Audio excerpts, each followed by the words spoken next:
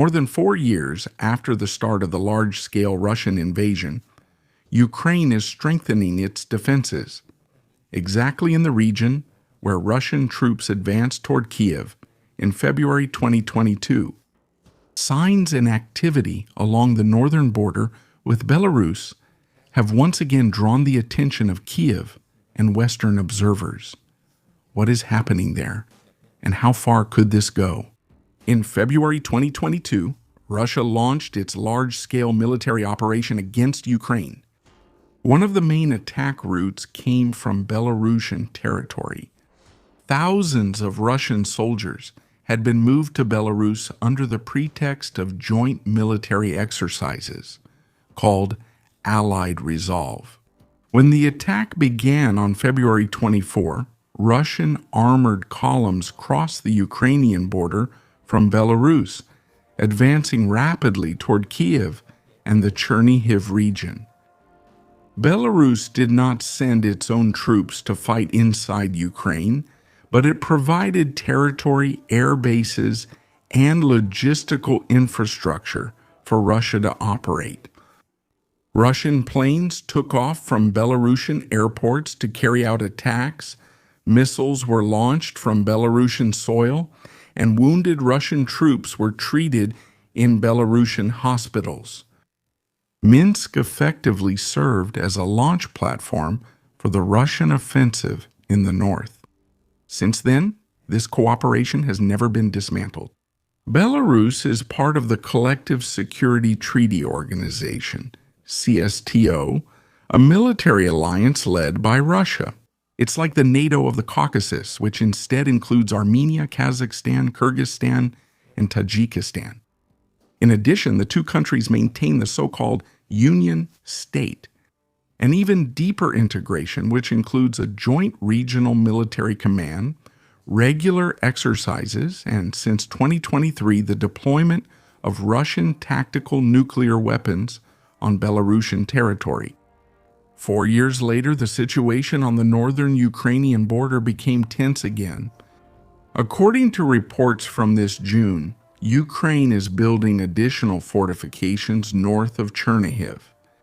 Ukrainian engineering teams are digging anti-tank ditches, installing concrete obstacles known as dragon's teeth, and stretching barbed wire in areas of pine, birch, and alder forests.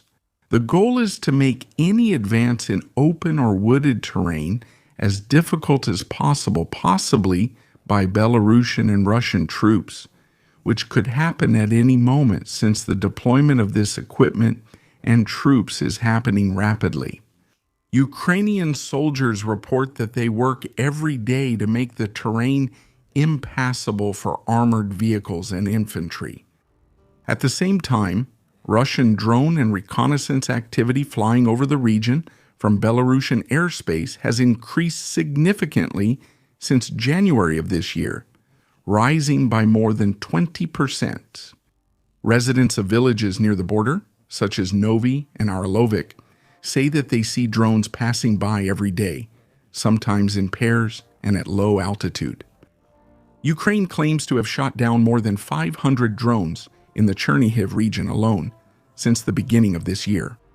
If you want access to full analyses with exclusive content, such as videos, shorts, and live streams that are not released publicly here, become a channel member for only 7 Rs per month. Russia has also built 5 new drone bases near the border with Belarus, using Belarusian airspace as a corridor for attacks. Belarus, in turn, has expanded logistics infrastructure, training fields, communications, and surveillance that can support operations. Joint nuclear exercises between Russia and Belarus drew attention this year, and the latest was held a few weeks ago. On June 18, Ukrainian President Volodymyr Zelenskyy publicly spoke about the joint activity on the border with Belarus and warned Minsk.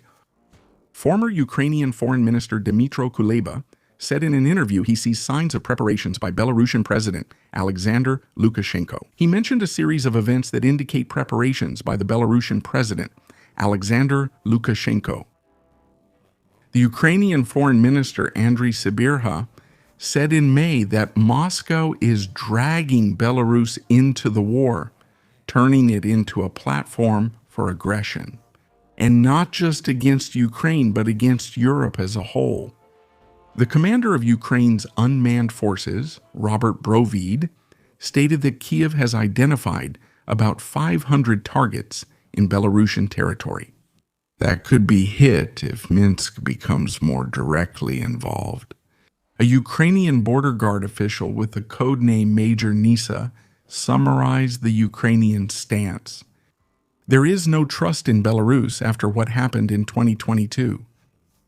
There are joint exercises, including nuclear forces, and Ukraine must be prepared for any scenario. On June 19th, Zelenskyy was more direct. At a press conference in Kyiv, he gave Lukashenko a one-week deadline to remove it. Signal relay equipment installed on communication towers in 2 Belarusian regions that border Ukraine. According to the Ukrainian president, these repeaters are being used by Russian forces to coordinate attacks, including drones, against Ukrainian civilian targets. Zelenskyy said that if the equipment is not shut down or removed, Ukraine will take the necessary measures to neutralize it. So far, there are no indications of large concentrations of Russian or Belarusian troops ready for a large-scale ground invasion, like the one in 2022. Ukrainian and Western experts believe that the greatest short-term risk is not a massive conventional offensive, but a hybrid escalation, increased use of Belarusian airspace for drones, sabotage, reconnaissance, and possible Russian pressure for Belarus to take on a more active role. To get full access to this video, do like our members and become an exclusive channel member for just $7.99 per month. Just click the Become a Member button.